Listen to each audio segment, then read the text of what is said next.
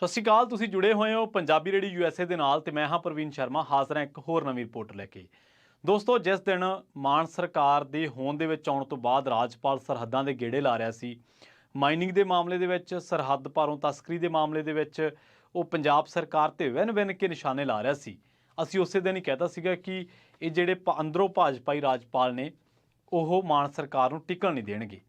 ਤੇ ਉਹ ਉਹਦੇ ਤੁਸੀਂ ਨੋਟ ਕੀਤਾ ਹੋਣਾ, ਇਹਨਾਂ ਦੇ ਕਿਸੇ ਵੀ ਮੰਤਰੀ ਨੇ, ਇੱਥੋਂ ਤੱਕ ਕਿ ਮਾਨ ਸਾਹਿਬ ਨੇ ਵੀ ਉਹਨਾਂ ਦੇ ਜਿਹੜੇ ਬਿਆਨ ਸਰਹੱਦੀ ਇਲਾਕਿਆਂ ਦੇ ਗੇੜੇ ਜਾਂ ਉਹਨਾਂ ਦਾ ਨਿਸ਼ਾਨਾ ਕੱਸਣਾ ਕਿ ਸਰਹੱਦ ਪਾਰੋਂ ਅੱਤਵਾਦ ਹੈ ਜੀ, ਉੱਥੇ ਨਸ਼ਾ ਆ ਰਿਹਾ, ਇਹਨਾਂ ਨੇ ਇਹ ਕਿਹਾ ਹੀ ਨਹੀਂ ਕਿ ਸਰਹੱਦ ਤਾਂ ਸਾਡਾ ਵਿਸ਼ਾ ਹੀ ਹੈ ਨਹੀਂ। ਪਤਾ ਨਹੀਂ ਇਹਨਾਂ 'ਚ ਦਮ ਨਹੀਂ ਜਾਂ ਇਹਨਾਂ ਨੂੰ ਇੰਨੀ ਯਾਦ ਨਹੀਂ ਆਈ, ਪਰ ਅਸੀਂ ਉਸੇ ਦਿਨ ਕਹਿਤਾ ਸੀਗਾ ਕਿ ਇਹ ਜਿਹੜਾ ਰਾਜਪਾਲ ਹੈ ਬਨਵਾਰੀ ਲਾਲ ਪੁਰੋਹਿਤ, ਜਿਹੜਾ ਪੰਜਾਬ ਦੇ ਵਿੱਚ ਲਿਆਂਦਾ ਗਿਆ, ਇਸ ਰਾਜਪਾਲ ਨੇ ਮਾਨ ਸਰਕਾਰ ਨੂੰ ਟਿਕਣ ਨਹੀਂ ਦੇਣਾ। ਤੇ ਉਹ ਤੁਸੀਂ ਦੇਖ ਹੀ ਰਹੇ ਹੋ ਲਗਾਤਾਰ। ਉਸ ਤੋਂ ਕੁਝ ਦਿਨਾਂ ਬਾਅਦ ਭਰੋਸਗੀ ਮਤੇ ਤੇ ਪਹਿਲਾਂ ਮਨਜ਼ੂਰੀ ਦੇਤੀ ਰਾਜਪਾਲ ਸਾਹਿਬ ਨੇ, ਬਨਵਾਰੀ ਲਾਲ ਪੁਰੋਹਿਤ ਨੇ, ਤੇ ਫਿਰ ਟੰਗ ਡਾਲੀ। ਫਿਰ ਤੁਹਾਨੂੰ ਪਤਾ ਕਿ ਉਹ ਸੈਸ਼ਨ ਤਾਂ ਹੋਇਆ, ਪਰ ਉਹਨੂੰ ਦੂਜੇ ਤਰੀਕੇ ਨਾਲ ਕੀਤਾ ਗਿਆ। ਹਾਲਾਂਕਿ ਉਹਦੇ 'ਚ ਮਾਨ ਸਾਹਿਬ ਕਰ ਗਏ ਜ਼ਿਕਰ ਆਪਦੇ ਭਰੋਸਗੀ ਮਤੇ ਦਾ, ਉਹਨਾਂ ਨੇ ਜਿੰਨਾ ਬਹੁਮਤ ਲੈਣਾ ਸੀ ਲੈ ਲਿਆ, ਸਾਬਤ ਕਰਨਾ ਸੀ ਕਰ ਲਿਆ। ਖੈਰ, ਉਸ ਤੋਂ ਬਾਅਦ ਫਿਰ ਫਰੀਦਕੋਟ ਵੀਸੀ ਦਾ ਵਿਵਾਦ ਆਇਆ, ਯੂਨੀਵਰਸਿਟੀ ਦਾ ਵੀਸੀ ਲਾਉਣ ਦੇ ਵਿੱਚ। ਉੱਥੇ ਆਪਾਂ ਦੇਖਿਆ ਕਿ ਦੋਨੇ ਧਿਰਾਂ ਜਿਹੜਾ ਵਿਵਾਦ ਸੀਗਾ ਡਾਕਟਰ GS ਵਾਂਦਰ ਦੀ ਨਿਯੁਕਤੀ ਦਾ, ਤਾਂ ਇਸੇ ਮਾਮਲੇ ਦੇ ਵਿੱਚ ਵੀ ਦੋਵਾਂ ਧਿਰਾਂ ਜਿਹੜੀਆਂ ਨੇ ਉਹ ਆਮੋ ਸਾਹਮਣੇ ਨਜ਼ਰ ਆਈਆਂ। ਪਰ ਹੁਣ ਰਾਜਪਾਲ ਨੇ ਮਾਨ ਸਾਹਿਬ ਨੂੰ ਇੱਕ ਹੋਰ ਝਟਕਾ ਦੇ ਦਿੱਤਾ। ਬੇਸ਼ੱਕ ਗਏ ਤਾਂ ਉਹ ਗੁਜਰਾਤ ਦੇ ਵਿੱਚ ਗਰਬਾ ਕਰਨ ਸੀ, ਪਰ ਉੱਥੇ ਵੀ ਉਹਨਾਂ ਨੇ ਝਟਕਾ ਦੇ ਦਿੱਤਾ। ਤਾਜ਼ਾ ਮਸਲਾ ਹੈ PAU ਦਾ, ਪੰਜਾਬ ਐਗਰੀਕਲਚਰ ਯੂਨੀਵਰਸਿਟੀ ਦਾ।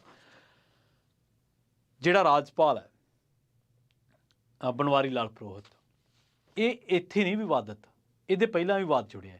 ਇੱਥੋਂ ਤੱਕ ਕਿ ਇਹਨੇ ਇੱਕ ਪ੍ਰੈਸ ਕਾਨਫਰੰਸ ਤੋਂ ਬਾਅਦ ਜਦੋਂ ਪੱਤਰਕਾਰ ਬੀਬੀ ਨੇ ਇਹਨੂੰ ਸਵਾਲ ਪੁੱਛਿਆ ਸੀ, ਤਾਂ ਇਹਨੇ ਉਹਦੇ ਫੇਸ ਤੇ, ਮੂੰਹ ਤੇ, ਗੱਲ ਤੇ ਪੰਜਾਬੀ 'ਚ ਕਹਿ ਲਓ ਹੱਥ ਲਾਤਾ ਸੀਗਾ। ਇੰਨਾ ਘਟੀਆ ਬੰਦਾ ਵਾ।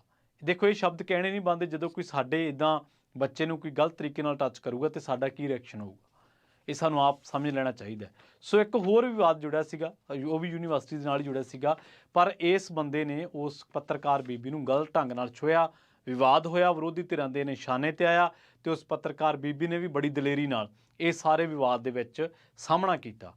ਤੇ ਬਹੁਤ ਜ਼ਿਆਦਾ ਆਲੋਚਨਾ ਹੋਈ ਸੀ ਉਦੋਂ ਇਹ ਜਿਹੜਾ ਆਪਣਾ ਰਾਜਪਾਲ ਬਨਵਾਰੀ ਲਾਲ ਪੁਰੋਹਿਤ, ਕਿਉਂਕਿ ਅਕਸਰ ਤੁਸੀਂ ਸੰਵਿਧਾਨਕ ਅਹੁਦੇ ਤੇ ਬੈਠੇ ਹੋ, ਪੱਤਰਕਾਰ ਨੇ, ਕਿਸੇ ਵੀ ਬੀਬੀ ਨੇ ਤੁਹਾਡਾ ਆਮੋ ਸਾਹਮਣਾ ਹੋ ਗਿਆ ਜਾਂ ਕਿਸੇ ਤਰੀਕੇ ਨਾਲ ਤੁਹਾਨੂੰ ਸਵਾਲ ਕਰ ਲਿਆ, ਤਾਂ ਤੁਹਾਡਾ ਇਹ ਮਤਲਬ ਥੋੜ੍ਹਾ ਕਿ ਤੁਸੀਂ ਐਂ ਕਰਕੇ ਬੰਦੇ ਦੇ ਫੇਸ ਤੇ ਹੱਥ ਲਾ ਦਿਓ, ਕਿਉਂਕਿ ਇੱਕ ਮਰਿਆਦਾ ਹੈ, ਸਮਾਜਿਕ ਮਰਿਆਦਾ ਹੈ। ਇੱਕ ਵੈਸੇ ਤਾਂ ਮਰਿਆਦਾ ਹੈ ਹੀ ਹੈ ਕਿ ਅਸੀਂ ਔਰਤ ਨੂੰ ਸਨਮਾਨ ਦੇਣਾ ਹੈ ਜਾਂ ਅਸੀਂ ਉਹਦਾ ਸਤਿਕਾਰ ਕਰਨਾ ਹੈ, ਭਾਵੇਂ ਉਹ ਸਾਡੇ ਅਹੁਦੇ ਦੇ ਬਰਾਬਰ ਹੈ ਜਾਂ ਨਹੀਂ। ਪਰ ਜਦੋਂ ਕਿਸੇ ਪਬਲਿਕ ਪਲੇਟਫਾਰਮ 'ਤੇ ਖੜ੍ਹੇ ਹਾਂ ਜਾਂ ਅਸੀਂ ਕਿਸੇ ਬੱਸ ਦੇ ਵਿੱਚ ਹਾਂ, ਕਿਤੇ ਵੀ ਹਾਂ, ਅਸੀਂ ਔਰਤ ਸਾਡੇ ਕਿਸੇ ਵੀ ਰੂਪ ਦੇ ਵਿੱਚ ਨੇੜੇ ਹੈ, ਸਾਹਮਣੇ ਹੈ, ਸਾਡੀ ਵਰਕਰ ਹੈ, ਕਿਸੇ ਵੀ ਤਰੀਕੇ ਨਾਲ, ਤਾਂ ਅਸੀਂ ਉਹਦਾ ਸਤਿਕਾਰ ਕਰਦੇ ਹਾਂ, ਅਸੀਂ ਉਹਨੂੰ ਸਨਮਾਨ ਦਿੰਦੇ ਹਾਂ। ਇੱਕ ਸਮਾਜਿਕ ਮਰਿਆਦਾ ਹੈ। ਪਰ ਇਸ ਬੰਦੇ ਨੇ ਉਹ ਲਾਈਨ ਟੱਪਦਿਆਂ ਉਹਦੇ ਫੇਸ ਤੇ ਹੱਥ ਲਾਇਆ, ਉਹਨੇ ਇਤਰਾਜ਼ ਕੀਤਾ, ਹਾਲਾਂਕਿ ਇਹਨੇ ਮੌਕਾ ਹੀ ਨਹੀਂ ਦਿੱਤਾ। ਪਰ ਉਸ ਤੋਂ ਬਾਅਦ ਵਿਵਾਦ ਬਹੁਤ ਹੋਇਆ ਸੀ। ਸੋ ਇਸ ਕਿਸਮ ਦਾ ਇਹ ਇਨਸਾਨ ਹੈ, ਵਿਵਾਦ ਇਹਦੇ ਨਾਲ ਜੁੜਨਾ ਕੋਈ ਨਵੀਂ ਗੱਲ ਨਹੀਂ ਹੈ। ਹੁਣ ਤਾਜ਼ਾ ਜਿਹੜਾ ਮਸਲੇ ਦੀ ਮੈਂ ਗੱਲ ਕਰਨ ਜਾ ਰਿਹਾ ਉਹ ਹੈ ਪੰਜਾਬ ਐਗਰੀਕਲਚਰ ਯੂਨੀਵਰਸਿਟੀ ਦੇ VC ਲਾਉਣ ਦੀ। ਡਾਕਟਰ ਸਤਬੀਰ ਸਿੰਘ ਗੋਸਲ ਨੂੰ VC ਲਾਇਆ ਸੀ ਇਹਨਾਂ ਨੇ। ਹੁਣ ਰਾਜਪਾਲ ਹੋਰਾਂ ਨੇ, ਰਾਜਪਾਲ ਸਾਹਿਬ ਨੇ ਕਹਿ ਲਓ, ਇਹਨਾਂ ਨੇ ਹੁਣ ਕਹਿਤਾ ਕਿ VC ਹਟਾਓ, ਕਿਉਂਕਿ ਮਸਲਾ ਪੂਰਾ ਕੀ ਤੁਹਾਨੂੰ ਦੱਸ ਦਿੰਦੇ ਹਾਂ। ਉਹ ਕਹਿੰਦੇ ਕਿ ਰਾਜਪਾਲ ਬਨਵਾਰੀ ਲਾਲ ਪੁਰੋਹਿਤ ਨੇ CM ਭਗਵੰਤ ਮਾਨ ਨੂੰ ਆਦੇਸ਼ ਦਿੱਤੇ ਆ, ਹੁਕਮ ਦਿੱਤੇ ਆ ਕਿ ਸਤਬੀਰ ਗੋਸਲ ਨੂੰ ਹਟਾਓ। 11 ਮਹੀਨਿਆਂ ਬਾਅਦ PAU ਨੂੰ ਕੋਈ VC ਮਿਲਿਆ ਵਾ। ਉਹ ਕਹਿੰਦੇ ਵੀ ਇਹ ਤਾਂ ਹਟਾਉਣ ਨੂੰ ਕਿਹਾ, ਮੈਂ ਤਾਂ ਹੁਕਮ ਦਿੱਤੇ ਆ, ਤਾਂ ਆਦੇਸ਼ ਦਿੱਤੇ ਆ ਕਿਉਂਕਿ ਮੇਰੀ ਮਨਜ਼ੂਰੀ ਤੋਂ ਬਿਨਾਂ ਲਾਇਆ ਗਿਆ VC ਤੁਸੀਂ। ਇਹਦੇ ਵਿਚਾਲੇ ਰਾਜਪਾਲ ਬਨਵਾਰੀ ਲਾਲ ਪੁਰੋਹਿਤ ਨੇ ਮੁੱਖ ਮੰਤਰੀ ਨੂੰ ਝਟਕਾ ਦਿੱਤਾ ਤੇ ਉਹ ਕਹਿੰਦਾ ਵੀ ਤੁਸੀਂ ਹੁਣ ਗੋਸਲ ਸਾਹਿਬ ਨੂੰ ਹਟਾ ਦਿਓ ਤੇ ਜਦੋਂ ਜਿਹੜਾ ਮੈਂ ਕਹੂੰਗਾ ਉਹ ਲਾਇਓ ਤੁਸੀਂ। ਉਸ ਤੋਂ ਬਾਅਦ UGC ਦੇ ਕਹਿੰਦੇ ਮਾਪਦੰਡਾਂ ਦਾ ਮਾਮਲਾ ਵਾ ਤੇ ਇਹ ਨਿਯੁਕਤੀ ਜਿਹੜੀ ਆ ਨਜਾਇਜ਼ ਆ, ਗਲਤ ਆ। ਸੋ ਉਸ ਤੋਂ ਬਾਅਦ ਕਹਿੰਦੇ ਕਿ ਸਰਕਾਰ ਜਿਹੜੀ ਆ ਆਪਦਾ ਨਵਾਂ ਕੋਈ VC ਭਾਲੇ, ਮੈਨੂੰ ਸਿਫਾਰਸ਼ਾਂ ਭੇਜੇ ਤੇ ਮੈਂ ਤੈਅ ਕਰੂੰਗਾ ਕਿ ਕਿਹੜਾ VC ਲਾਉਣਾ ਆ। ਉਸ ਤੋਂ ਬਾਅਦ ਇਹ ਵੀ ਗੱਲ ਸਾਨੂੰ ਕਿ ਜਿਹੜਾ ਭਗਵੰਤ ਮਾਨ ਤੇ ਰਾਜਪਾਲ ਦਾ ਜਿਹੜਾ ਆਪਸੀ ਵਿਵਾਦ ਹੈ ਇਹ ਕੋਈ ਨਵਾਂ ਨਹੀਂ ਹੈ, ਪੁਰਾਣਾ ਹੀ ਹੈ। ਰਾਜਪਾਲ ਦੇ ਸੈਸ਼ਨ ਬੁਲਾਉਣ ਤੋਂ ਜਦੋਂ ਇਹਨਾਂ ਨੇ ਉਹ ਰੱਦ ਕਰਤਾ ਸੀਗਾ ਇਜਲਾਸ ਨੂੰ, ਉਸ ਤੋਂ ਬਾਅਦ ਫਿਰ ਟਸਲ ਵੱਧ ਗਈ ਸੀ। ਉਸ ਤੋਂ ਬਾਅਦ ਇੱਕ ਪਬਲਿਕ ਸਮਾਗਮ ਦੇ ਵਿੱਚ ਵੀ ਦੋਨੇ ਇਕੱਠੇ ਹੋਏ ਤੇ ਦੋਨਾਂ ਦੀ ਬੋਡੀ ਲੈਂਗੁਏਜ ਦੱਸ ਰਹੀ ਸੀਗੀ ਕਿ ਦੋਨਾਂ ਦੇ ਵਿਚਾਲੇ ਕੋਈ ਤਾਲਮੇਲ ਹੈ ਜਿਹੜਾ ਉਹ ਬਹੁਤਾ ਚੰਗਾ ਨਹੀਂ ਹੈ। ਖੈਰ, ਹੁਣ ਆਪਾਂ ਇੱਕ ਹੋਰ ਮਸਲੇ ਦੀ ਗੱਲ ਕਰਦੇ ਹਾਂ। ਪਿਛਲੇ ਲੰਬੇ ਸਮੇਂ ਤੋਂ ਜਿਹੜੇ ਰਾਜਪਾਲ ਨੇ ਇਹ ਲਗਾਤਾਰ ਰਾਜ ਸਰਕਾਰਾਂ ਦੇ ਕੰਮਾਂ ਦੇ ਵਿੱਚ ਅੜਿੱਕੇ ਢਾਹ ਰਹੇ ਨੇ।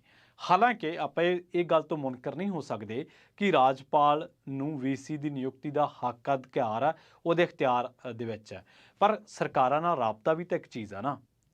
ਹੁਣ ਜੇ ਮੁੱਖ ਮੰਤਰੀ ਨੂੰ ਕੋਈ ਤੰਗ ਪਰੇਸ਼ਾਨੀ ਕਰੀ ਜਾਊਗਾ, ਦੇਖੋ ਇੱਥੇ ਦੋ ਤਰ੍ਹਾਂ ਦੀਆਂ ਚੀਜ਼ਾਂ ਵਾ। ਇੱਕ ਤਾਂ ਇਹ ਕਿ ਸਾਡਾ ਮੁੱਖ ਮੰਤਰੀ ਵਿਕਟਮ ਹੈ ਤੇ ਅਸੀਂ ਬੇਸ਼ੱਕ ਉਹਦੇ ਆਲੋਚਕ ਹੋਈਏ, ਤੇ ਸਾਡਾ ਫਰਜ਼ ਬਣਦਾ ਜਿੱਥੇ ਰਾਜਪਾਲ ਸਰਕਾਰ ਨੂੰ ਕੰਮ ਨਹੀਂ ਕਰਨ ਦੇ ਰਿਹਾ, ਅਸੀਂ ਉੱਥੇ ਕਹੀਏ ਕਿ ਰਾਜਪਾਲ ਟੰਗ ਅੜਾ ਰਿਹਾ। ਪਰ ਦੇਖੋ ਤੁਸੀਂ ਇੱਥੇ ਸਿਆਸਤ ਕਿੰਨੀ ਗਲਤ ਹੋ ਰਹੀ ਆ।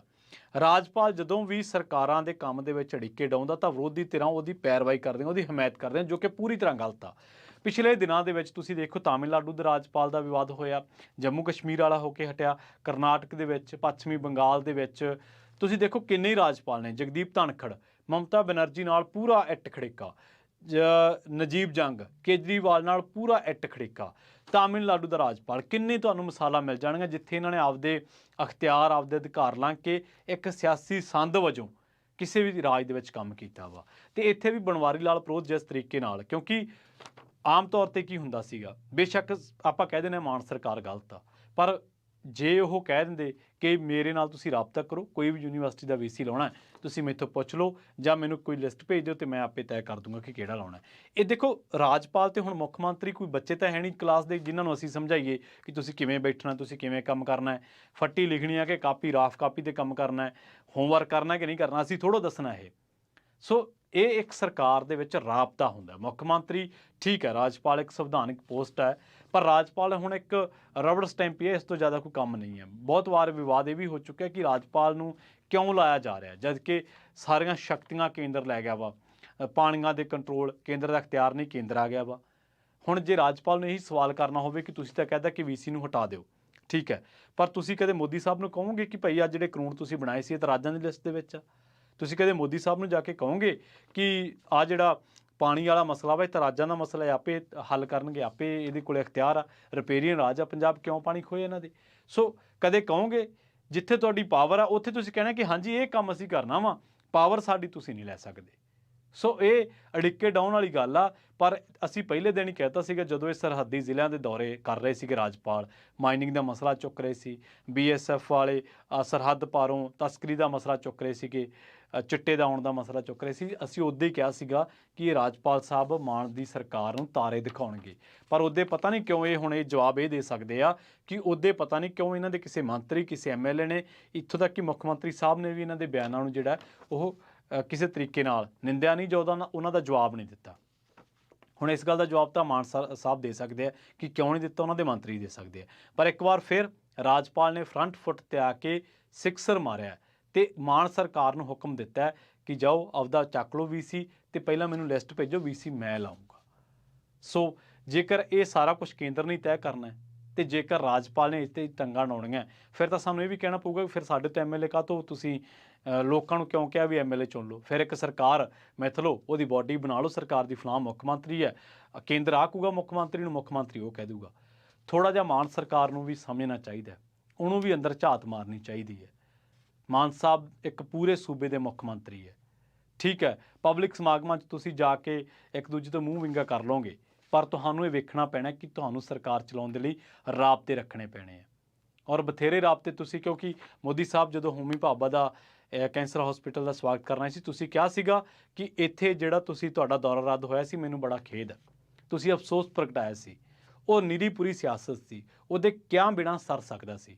ਕਹਿ ਲਓ ਹੋਰ ਕਰ ਲਓ ਆਓ ਭਗਤ, ਪਰ ਅਗਲਿਆਂ ਦਾ ਬੰਦਾ ਬੈਠਾ ਵਾ ਇੱਥੇ ਤੁਹਾਨੂੰ ਠੱਠ ਕਰਨ ਦੇ ਲਈ, ਤੁਹਾਨੂੰ ਪਰੇਸ਼ਾਨ ਕਰਨ ਦੇ ਲਈ, ਤੁਹਾਨੂੰ ਸੰਵਿਧਾਨ ਸਮਝਾਉਣ ਦੇ ਲਈ।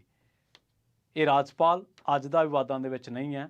ਪੱਤਰਕਾਰ ਬੀਬੀ ਦੇ ਮਾਮਲੇ ਦੇ ਵਿੱਚ ਇਹਦੀ ਜਿਹੜੀ ਆਲੋਚਨਾ ਹੋਈ, ਉਸ ਮਾਮਲੇ ਦੇ ਵਿੱਚ ਅਸੀਂ ਇਹਦੀ ਇੱਕ ਵਾਰ ਫਿਰ ਆਲੋਚਨਾ ਕਰਦੇ ਹਾਂ, ਕਿਉਂਕਿ ਇਹ ਬੰਦੇ ਨੇ ਆਪਣੇ ਅਹੁਦੇ ਦੀ ਮਰਿਆਦਾ ਲੰਘ ਕੇ ਨਹੀਂ, ਇੱਕ ਜਿਹੜੀ ਸਮਾਜਿਕ ਮਰਿਆਦਾ ਲੰਘ ਕੇ ਵੀ ਉਹਦੇ ਨਾਲ ਜੋ ਬਿਹੇਵ ਕੀਤਾ ਉਹ ਨਿੰਦਣਯੋਗ ਸੀ। 2018 ਅਪ੍ਰੈਲ ਦਾ ਇਹ ਮਸਲਾ ਹੈ, ਗੂਗਲ ਚੈੱਕ ਕਰ ਲਓ। ਉਸ ਪੱਤਰਕਾਰ ਬੀਬੀ ਦਾ ਵੀ ਜਿਹੜਾ ਨਾਮ ਹੈ ਮੈਂ ਤੁਹਾਨੂੰ ਦੱਸ ਦੇਣਾ, ਲਕਸ਼ਮੀ ਸੁਬਰਾਮਣੀਅਮ ਉਹਦਾ ਨਾਂ ਸੀਗਾ, ਤੇ ਉਹਨੇ ਕਿਹਾ ਸੀਗਾ ਕਿ ਉਹਨਾਂ ਦੀ ਗੱਲ ਤੇ ਬਿਨਾਂ ਸਹਿਮਤੀ ਤੋਂ ਰਾਜਪਾਲ ਨੇ ਜਿਹੜਾ ਉਹ ਥਪਥਪਾਇਆ ਸੀਗਾ, ਟੱਚ ਕੀਤਾ ਸੀਗਾ, ਜਿਹਦੇ ਕਰਕੇ ਵਿਵਾਦ ਖੜਾ ਹੋ ਗਿਆ ਸੀ।